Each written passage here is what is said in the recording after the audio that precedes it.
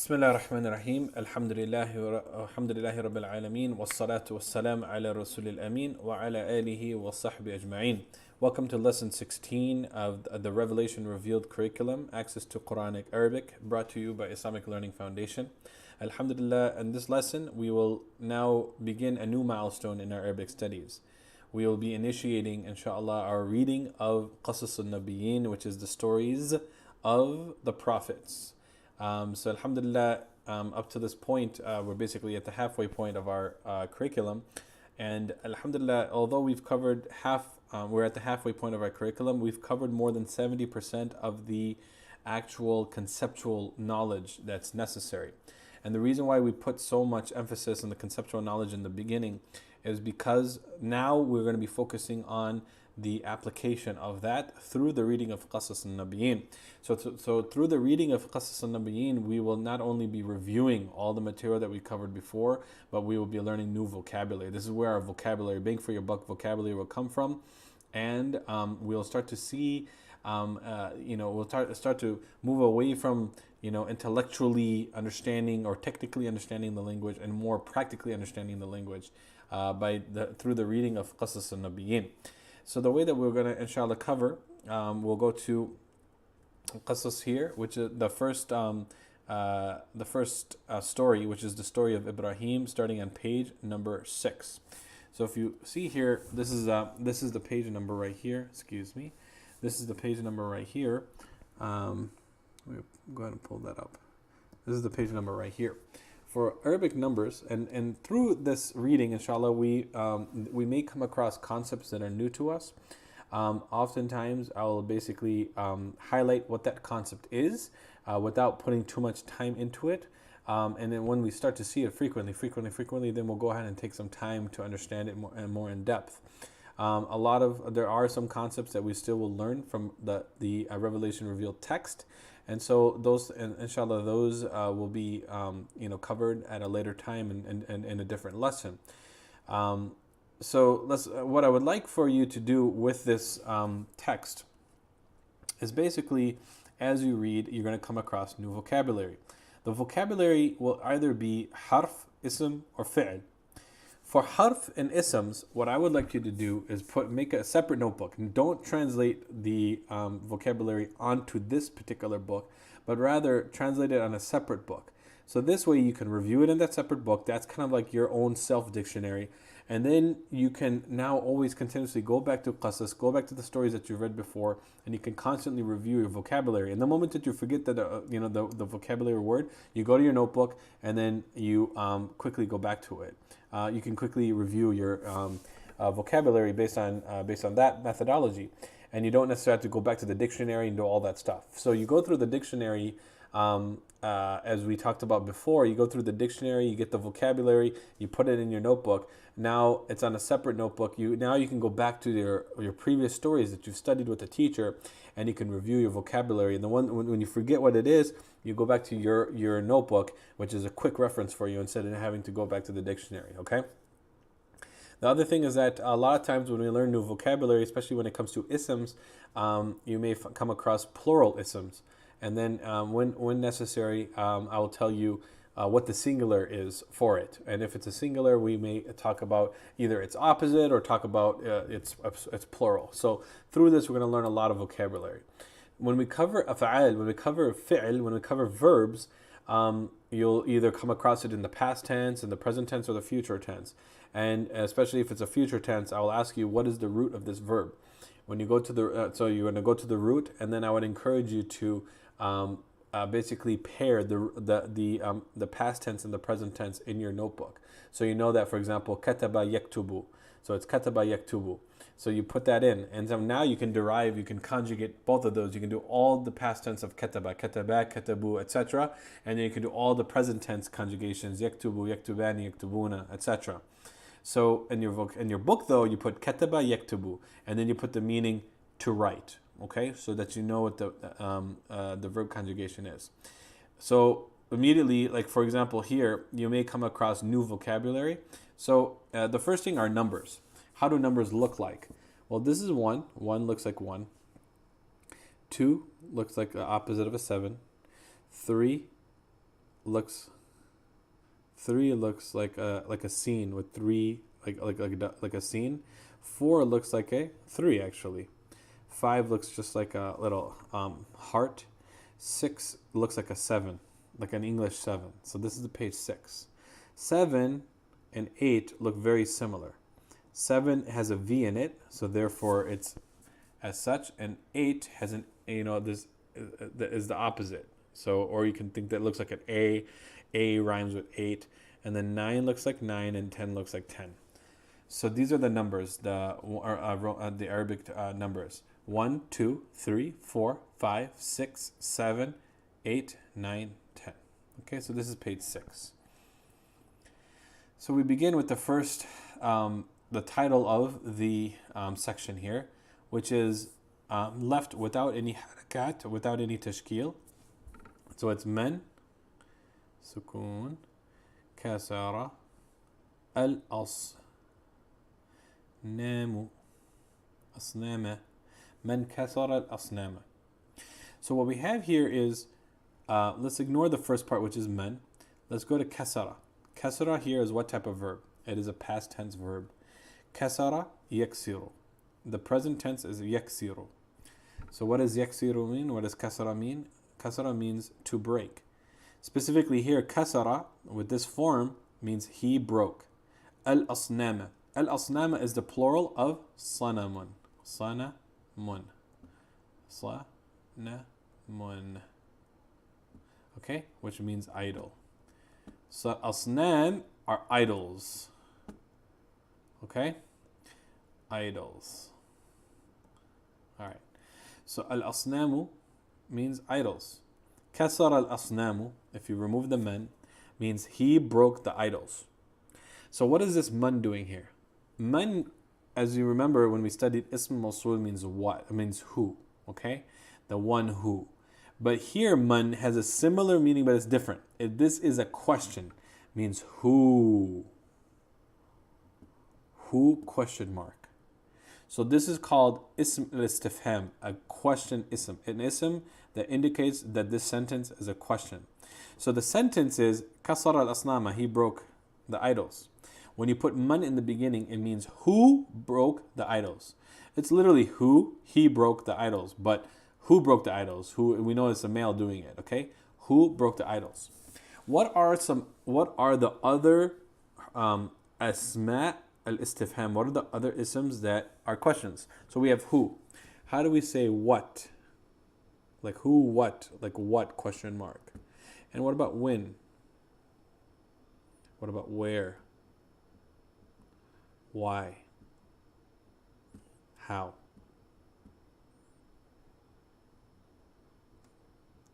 Okay. What is ma? Ma kasar al-asnamu. What broke the idols? When is aina?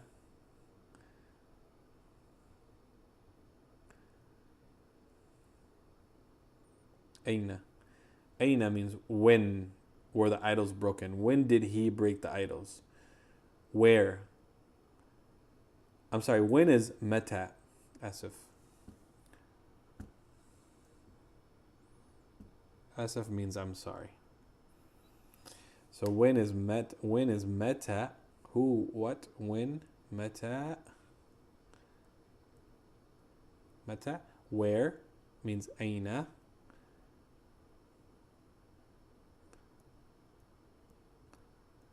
And this alif is actually a hamza, okay? Aina. Why? Limadha. Limadha. That's a that, not za. And then how is kaifa.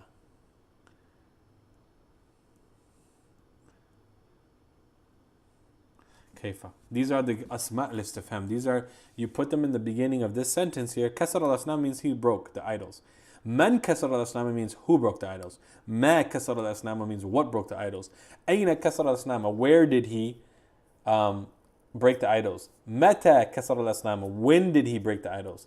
Limada kasar al-asnama, why did he break the idols. Kaifa kasar al-asnama, how did he break the idols. So you took any sentence and you put these asma al-istifham and it turns it into whatever the relative question is. Okay, let's move on inshallah. بائع بائع بائع الأصنام. Same thing, الأصنام. Okay, I'm just going to put the fatha at the end. I'm sorry, أصنامي. بائع الأصنام. All right, so this is a what kind of compound? This is a possessive compound. So what? Let's review the let's translate each ism first. Let's translate each word first. Ba'i'un means seller, someone who sells something. Al-asnama again means idols. What kind of compound is this? This is a possessive compound. Well, let's review the rules of a possessive compound. Number one is the possessed item comes first. The possessor, right? The mudafun ilayh comes second. The mudafun ilayh, the only rule for the mudafun ilayh is that the mudafun ilayh must be in the state of jar. And the sign here is the kasra.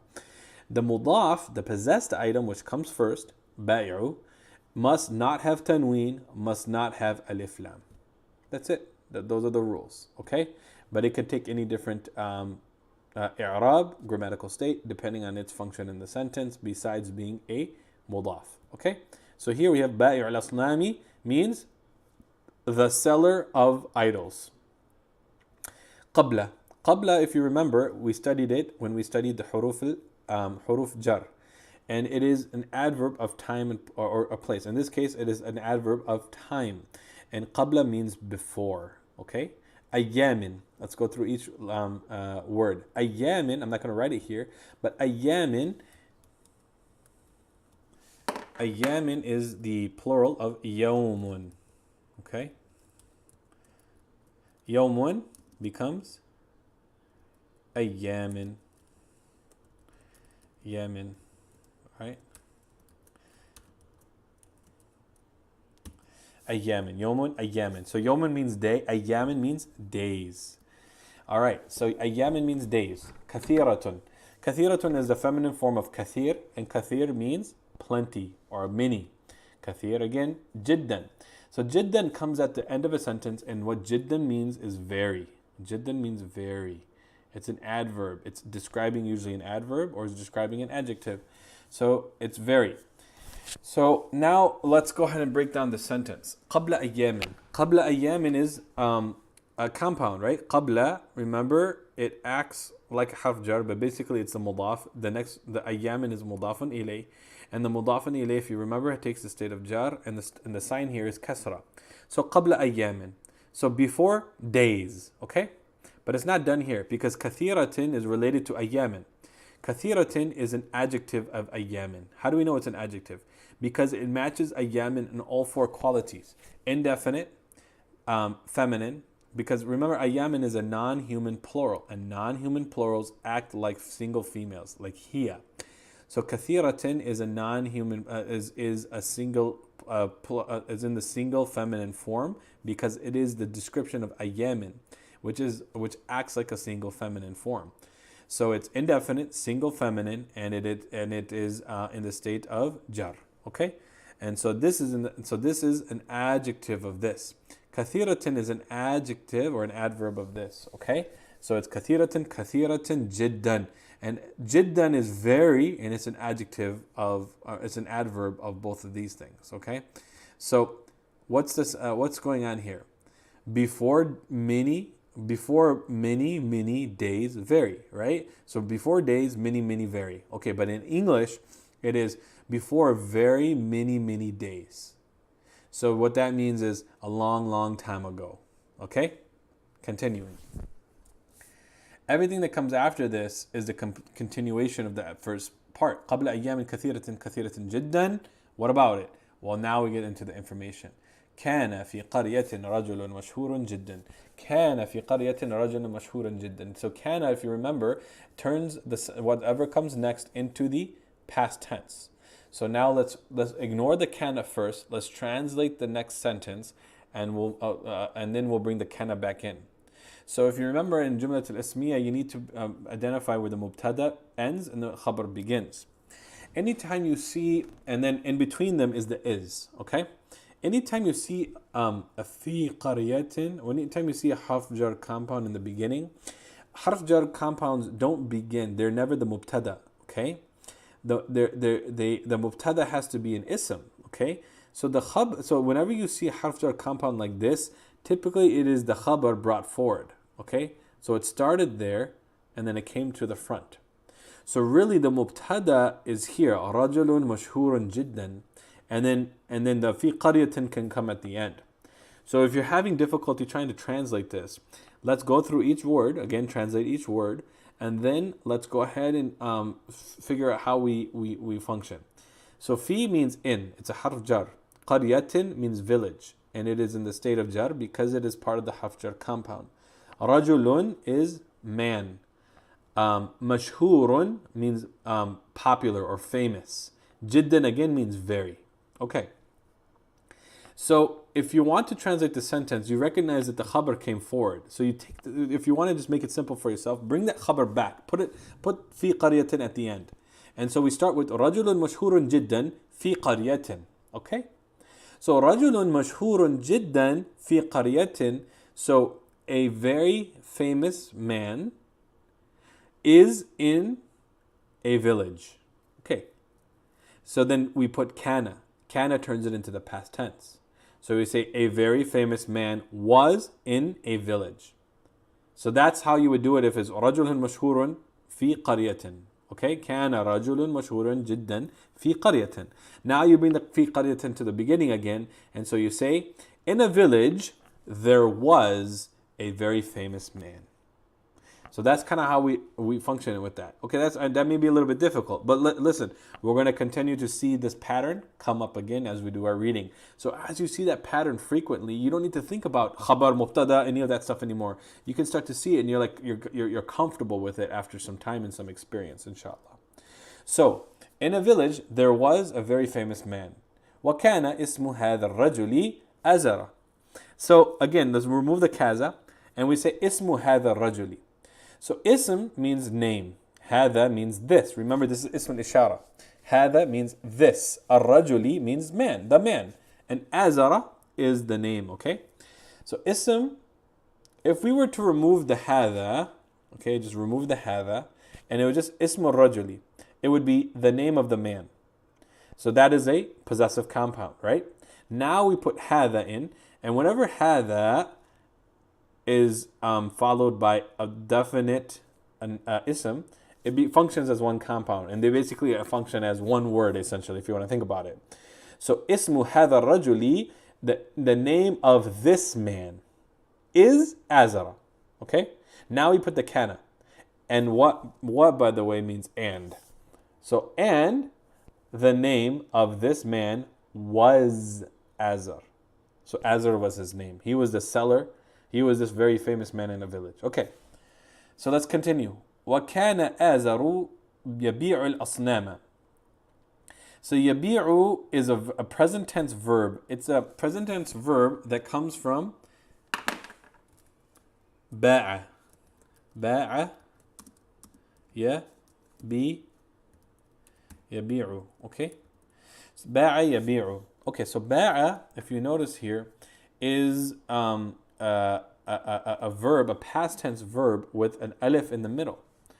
So if you notice this alif in the middle, because it has an alif in the middle, that's not its original letter. Its original letter is actually either, anytime you see a verb with an alif, not a hamza, when you see a verb with an alif in it, that alif either came from a ya or a waw in its root. Okay? In this case, the present tense will tell you that the middle, right? The middle, so this alif right here, the middle letter was actually ya.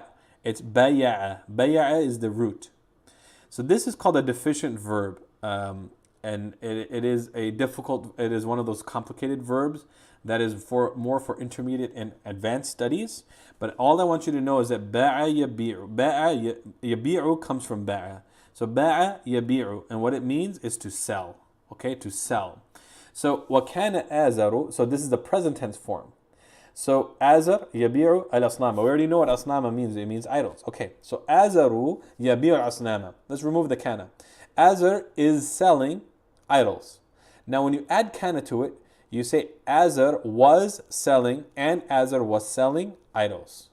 Okay, So an Azar was selling idols. Or you can say he used to sell idols. Okay? وكان في هذه القرية بيت كبير جدا. So now we're seeing familiarity. Okay, so again, في هذه القرية. So في هذه القرية. So anytime you see في in the beginning, you know that what comes, its compound is the khabar. So في هذه القرية functions as one compound. Remember, هذه القرية functions almost like one word, okay? So هذه القرية. هذه is the feminine form of هذا, which means this. And it's this because it's feminine because قرية is feminine. Because of the ta marbuta. So في هذه القرية. So في means in, هذه means this, feminine. قرية means village. بيتun means house. كبير means big. جدا means very. So في هذه القرية. So remember, if you wanted to, you can just kind of move this all the way to the end to help you translate, because that's the خبر. بيت كبير جدا في هذه القرية. So وكان بيت كبير جدا في هذه القرية. So بيت كبير جدا. So بيتun means a house. كبير means big. A big house. That's an adjectival compound. جدا. So جدا is very, very big house. A very big house is in this village. And now we put كان. وكان في هذه القرية. So وكان بيت كبير جدا في هذه القرية. And there was a very big house in this village. And a very big house was in this village. So now if you want to be true to the translation, because the fi qaryatin comes in the beginning, now we bring the khabar back to the front. So in this village, there was a very big house. You see how that works again? We're seeing that pattern again. So now what I'm going to do is pick up the pace here, since we're getting a little bit of experience, and the format is going to be very similar throughout, okay? So now we're going to translate each word. Actually, the next sentence, all the vocab we've already come across. So let's go ahead and translate it as it is. وَكَانَ فِي هَذَا الْبَيْتِ أَصْنَامٌ كَثِيرَةٌ جِدًّا. And in this house were idols. Very many idols. Because that's a comma. وَكَانَ النَّاسُ. So nas means mankind. يَسْجُدُونَ. يَسْجُدُونَ is a present tense verb. What is the present tense? The past tense? Or what is the root? Sajada. What does sajada mean? Guess. It means prostrate. So yasjuduna. Who's doing the prostration here? This is the present tense. Yasjuduna is the same thing as yaf'uluna. So it is hum. Hum yasjuduna. So those are the ones doing the verb. When you're thinking about who, I want you to think about the damir. So hum. Don't think plural male. Don't do that. Just say hum yasjuduna. So yasjudu. Now you can take sajada. You can say sajadat, sajadu, sajadat, sajadata, sajadta, sajadna. All that stuff. You can do all that now. Yasjuduna. You can take it back to yasjudu, yasjudani, yasjuduna. Tasjudu, tasjudani, yasjudna. Tasjudu, tasjudani, tasjuduna. Tasjudina, tasjudani. Right? Tasjudna. Asjudu, nasjudu. Right? So now you're learning vocabulary as you go. So nas yasjuduna means they are prostrating. Li. So there's a lam in there. Hadihi. Li hadihi.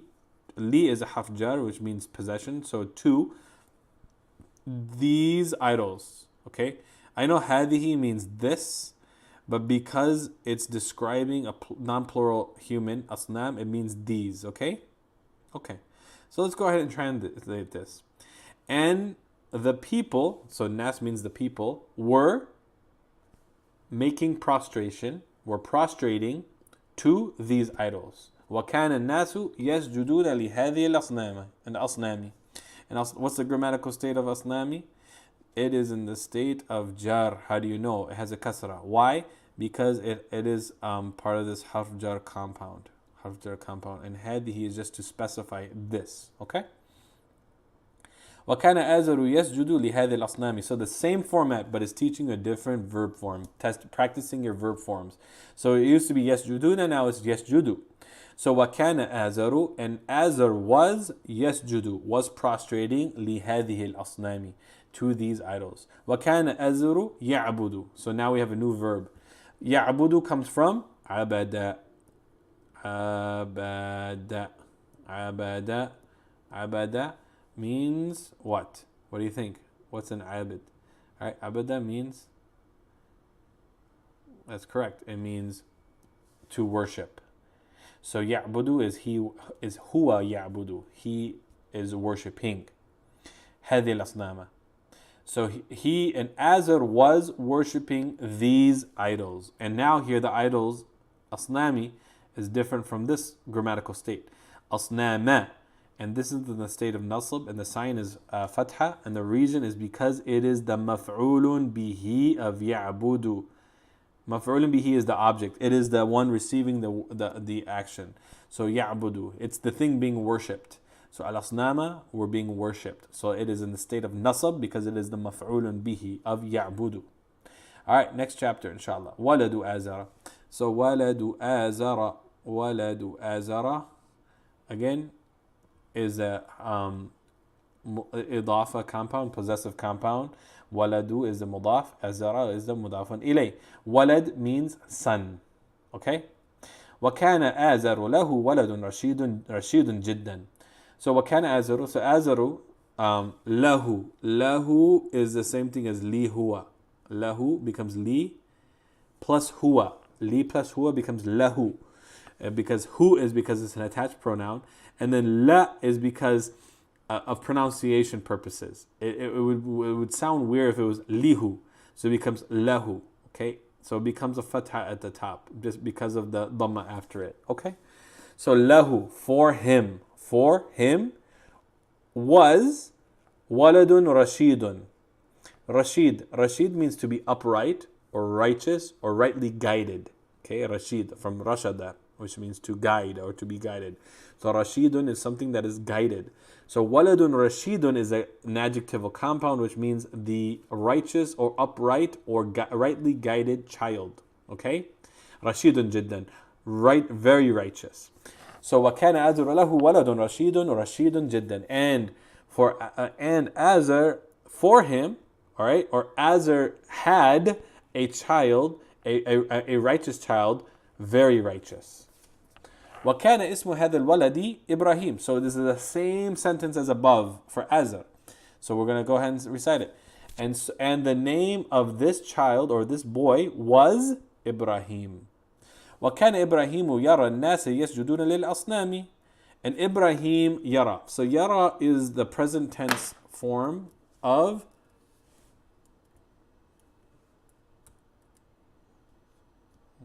let's go ahead and get to the end of this bad boy.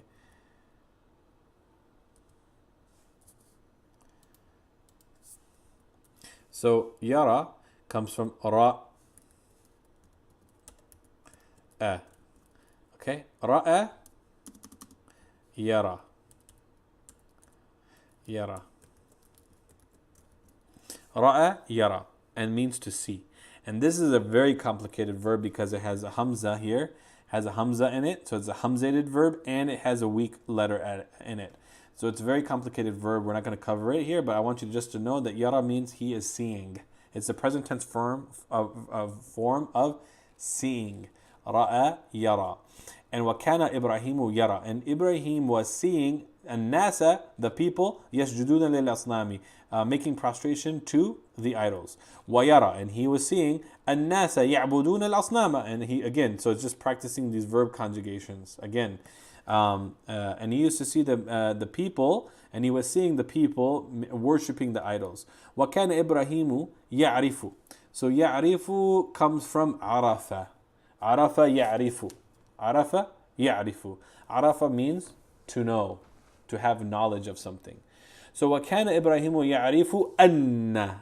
Anna here, anna will follow a verb, okay? And it means that. So, and Ibrahim was knowing that al-asnama hijaratun, that the idols, right, were hijaratun. Hijaratun means stone, okay? And so and Ibrahim was knowing that the idols were stone. Okay? So يَعْرِفُ أَنَّ. So anna means that, it follows a verb, and what comes after it takes the state of nasab. Okay? And the fatha is a sign of that. وكان يعرف أن الأصنام لا تتكلم ولا تسمع. And he was knowing, or he used to know, that the idols لا تتكلم.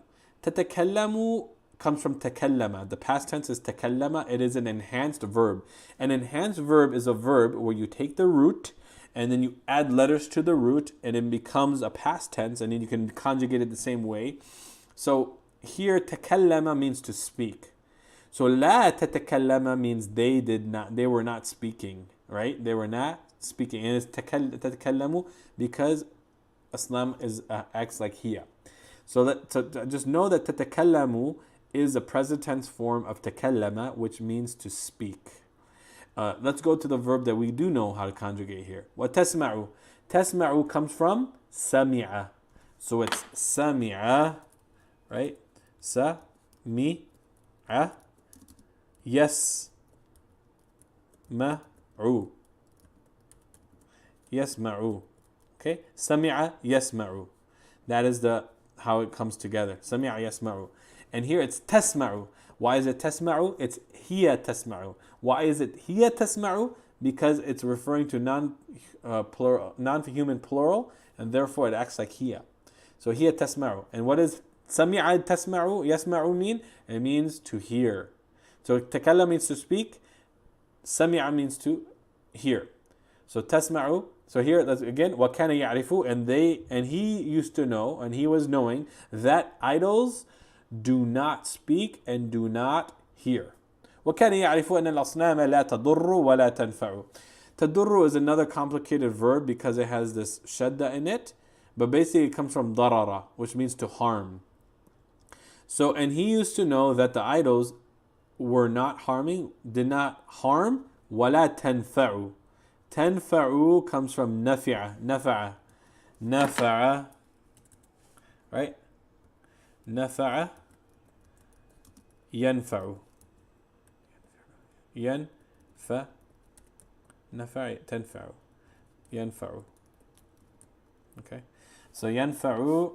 نفع. ينفع means to benefit. So it's the opposite of ضر. Alright, so ولا تنفع, and they did not benefit. So he knew that idols do not harm and do not benefit. Okay? وكان يرى, and he used to see أن, that الذبابة. الذبابة is the fly. And the fly here is in what grammatical state? Is it in the state of nasab? How do you know? Fatha. Why? Because it follows anna, which means that. يجلس.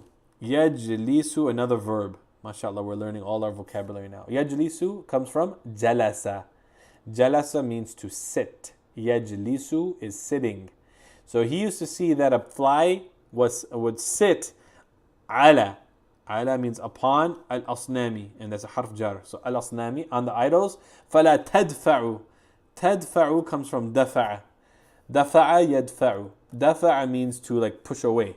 To like, stop them, to push it away. Right? Knock it off.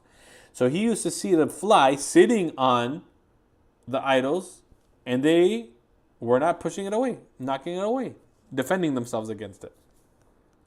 وَكَانَ يَرَى الْفِئْرَةِ. فِئْرَةِ means mouse. يَأْكُلُ. يَأْكُلُ comes from أَكَلَ. أَكَلَ يَأْكُلُ.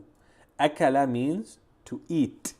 So he used to see the mouse eating طعام. طعام means food. طعام الأصنام. So this is a possessive compound. طعام الأصنام. So the food of the idols. فَلَا تَمْنَعُ. And mashallah, they were not able to منع. تمنع comes from منع يمنع. منع means to prohibit or to stop. So they were not able to stop it. And fa, by the way, is the same thing as what, but it kind of gives a sense of immediacy. So like he used to eat the food, he used to see the mouse eating the food. فَلَا تَمْنَعُ. And again, it's like this emphasis of imminence. So, and they were not prohibiting the mouse from eating the food. So وَكَانَ يَرَى, and he used to see the mouse eating يَأْكُلُ الطَّعَامَ, the food of the طَعَامِ الْأَصْنَامِ, the food of the idols. فَلَا تَمْنَعُ. And the idols did not prevent him or prohibit the mouse, stop the mouse.